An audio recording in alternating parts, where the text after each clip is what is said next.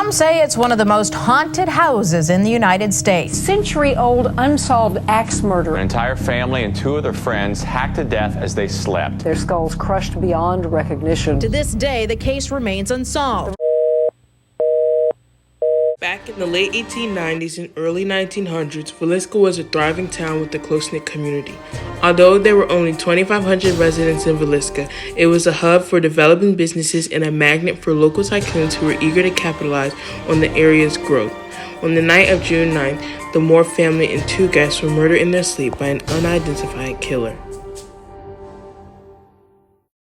In the attic that lays behind the parents' closet, the killer waited for everyone in the household to fall asleep before striking.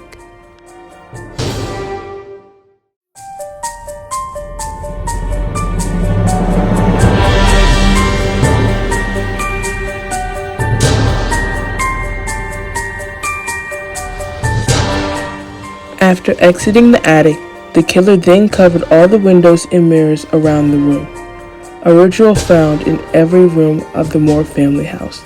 Many investigators believe the covering of mirrors could have been the killer's way of covering up his own guilt and shame for the acts that he is committing.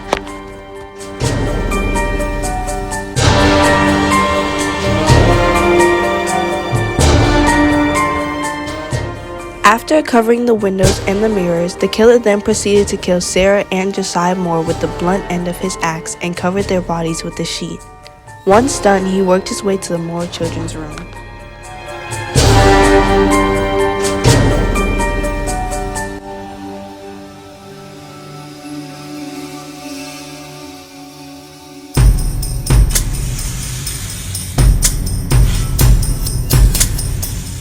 The killer then made his way to the room of the Moore children.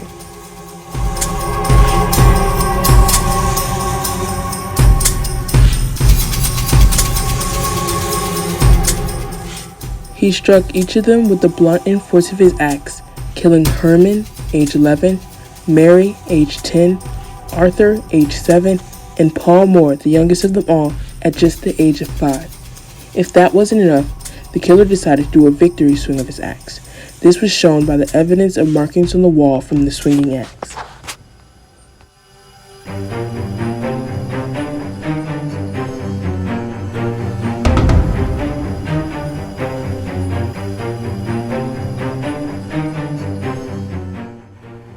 The killer made his way down the stairs.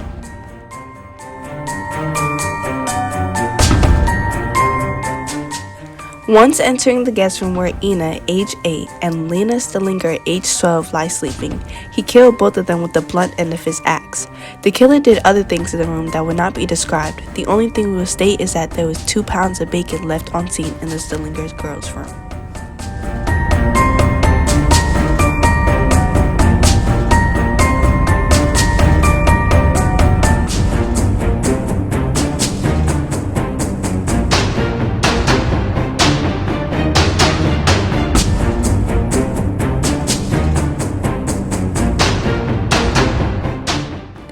Just before leaving, the killer returned to each room, striking the victims 20 to 30 times more till they were unrecognizable, locking the doors behind him when he left.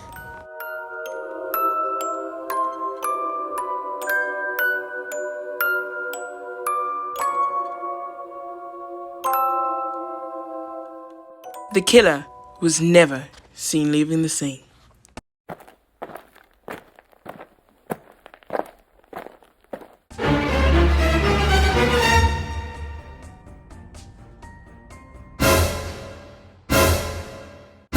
The next day, the neighbor of the Moore family noticed something off about the Moore family house. No one was awake or even left the house. So she called Josiah's brother, leaving him to find the horror that had taken place that night at the Moore family house.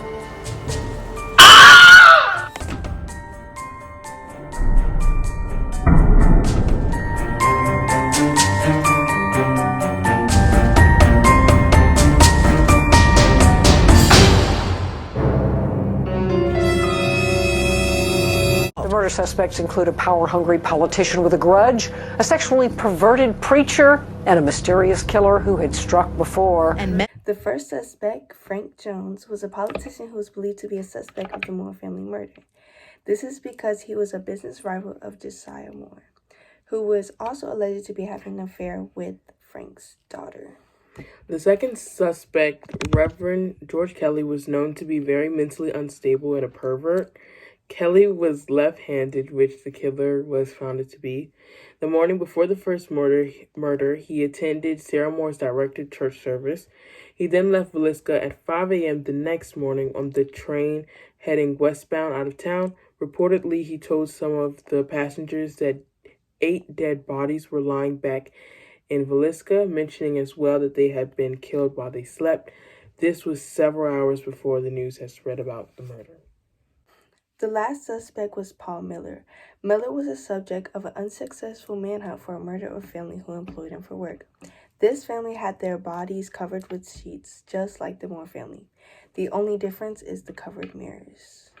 The Moore family house is now believed to be haunted and is open for people to take tours and investigate the case. Many people believe they have solved the case by talking to spirits. This case remains unsolved.